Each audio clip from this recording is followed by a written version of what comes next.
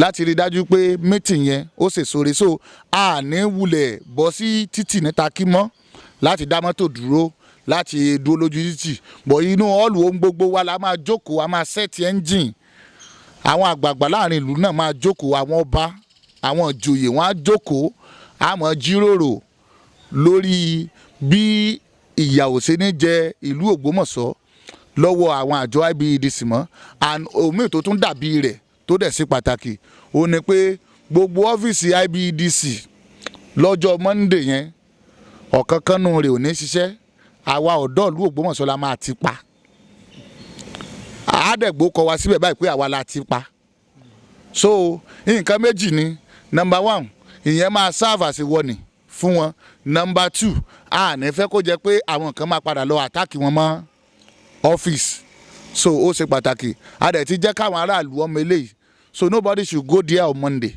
Àwa gangan aláwọn security tiwa tá a máa lò, àwọn àmọ̀tẹ́kùn, OPC, so gbogbo àwọn tó jà bí paramilitary, indigenous ones, so a máa kó wọn lọ síbẹ̀. Gbogbo ọ́fíìsì IBEDC tó wà l'Ógbómọ̀ṣọ́ a máa mọ́ǹtì ẹ̀ throughout of that day. So kò sẹ́ni tó máa wọlé, kò sẹ́ni tó máa jáde ńbẹ̀. So kò dẹ̀ ní sí crisis kankan lẹ́niwẹ̀ẹ́. Àwọn èèyàn wọn gan tó ń bọ̀ láti wá bá àwọn aráàlú sọ̀rọ̀, ìyẹn àwọn manager àwọn IBEDC, kò sẹ́nibọ̀dì tó máa fọwọ́ kàn wọ́n. Ẹ ṣé púpọ̀ ààrẹ. Ààrẹ, ǹjẹ́ ẹ ti kàn sí àwọn ọ̀gá àwọn IBEDC táwọn náà sì ti mọ̀ pé ní ọjọ́ Monday tó ń bọ̀ yìí meeting wà pẹ̀lú wọn ní Ògbómọ̀ṣọ́ town hall?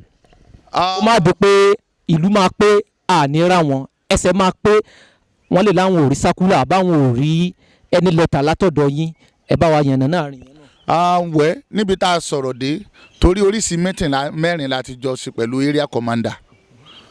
Ibi tá a finalize ọ̀rọ̀ sí pẹ̀lú wọn, àwa kọ́ la máa kàn sí wọn mọ́.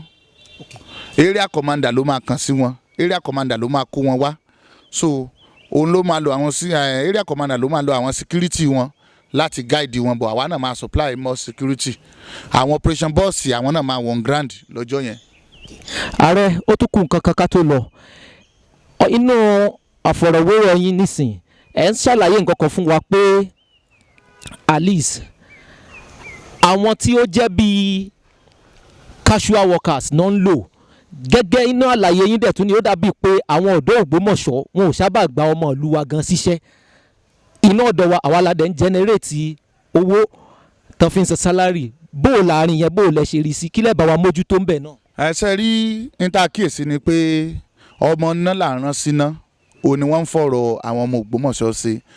Wọ́n gbà wọ́n sí substantial office, casual workers ni wọ́n ń lò wọ́n fún. So gbogbo bá a ṣe ń ṣe ń sìn, púpọ̀ nù wọ́n lérò pé bóyá à ń ègèsì àwọn, bọ̀ àwọn náà wọ́n ń lò láti terrorize àwọn aráàlú. Àwọn ò sọ pé kán gbaṣẹ́ lọ wọn, tán bá máa confirm wọn kán confirm wọn.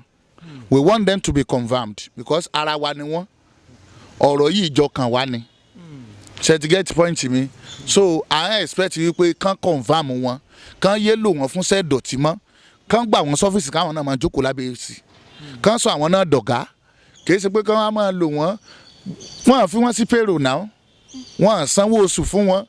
Àwọn yẹn wà force láti máa jáná káàkiri. Ọmọ bíbí ìlú Ògbómọ̀ṣọ́. Bẹ́ẹ̀ ni àwọn ọmọ bíbí ìlú Ògbómọ̀ṣọ́ ni wọ́n. Mo láwọn ọ̀rẹ́ tó pọ̀ láàrin wọn, tí n bá rí wọn gbà bẹ́ẹ̀ báyìí wọ́n máa sọ pé yóò kúkú dá Ọlọ́run alánà tó dá, because èyí tẹ̀ ń ṣe yìí púpọ̀ ọ̀nù yín ló jẹ́ pé àwọn aráàlú ń wò yín bíi kẹ́kú ni, because tí wọ́n bá ti rí yín lọ́ọ̀kan wọ́n mọ̀ pé yọ̀nù ní wọlé bọ̀ wá bá wọn.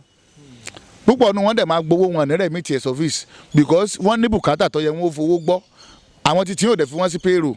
So àwọn yẹn náà dẹ̀ ni wọ́n mọ̀ yìí pé àwọn náà ń lùsì owó tó pọ̀, ìyẹn àwọn àjọ IBEDC, torí àwọn casual workers yìí, torí pé wọ́n fi wọ́n sí payroll. So ó wá force àwọn yẹn náà láti máa jí wọn lówó. Ẹ ti get point mi. So lára meeting tá a máa bá wọn sí lẹ́yìn tá a bá parí meeting tá a fẹ́ ṣe yìí, òun ni pé àwọn síìtì tó dáa nínú àjọ IBEDC l'Ógbómọ̀ṣọ́, a fẹ́ àwọn ọmọ Ògbómọ̀ṣọ́ náà ń bẹ.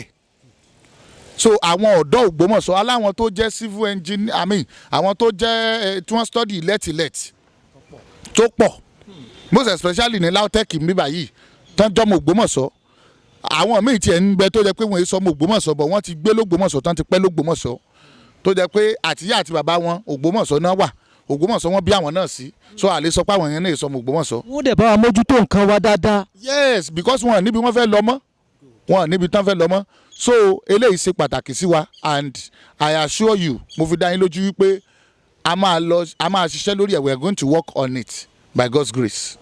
ẹ ṣe púpọ̀ ààrẹ wa I really appreciate yín lẹ́yìn tẹ́ ẹ ti sọ yìí ọkàn wa ti balẹ̀ báyìí ìpè lágbára Ọlọ́run lọ́jọ́ Monday kò ní sí ìwọ́de ìta gbangba àmì tí ó wáyé ni pé ìfọ̀rọ̀wérọ̀ pẹ̀lú àwọn IBDC àti Ògbómọ̀ṣọ́ Community Youth Forum ní Ṣọ̀ún Ògúnlọlá Town Hall kí gbogbo ìlú kan pèsè síbẹ̀ ẹ ṣe púpọ̀ ààrẹ wa ọ̀rọ̀ lẹ ti gbọ́ yẹn ẹ̀yin aráalé lágbára Ọlọ́run kólóko tó bá fẹ́ lọ sóko kó lọ sóko níjọ́ Monday olódò tó bá fẹ́ lọ sódò kó lọ síbẹ̀ oníṣẹ́ ọwọ́ tó bá fẹ́ lọ ẹnu iṣẹ́ kó lọ àmẹ́yìí tó ṣe pàtàkì jù fẹsẹ̀mí àti yín pẹ̀lú ìgbìyànjú àwọn ọ̀dọ́ wa yìí tó ń ṣe fún wa fún ìdàgbàsókè ìlú Ògbómọ̀ṣọ́ òun náà ni pé ẹ jẹ́ ká péjú ká pèsè síbẹ̀ káwa náà ṣe kíni ká fọwọ́sowọ́pọ̀ láti kọ ìyà fún ìlú wa láti ti gbé ìlú Ògbómọ̀ṣọ́ sókè ẹ ṣe púpọ̀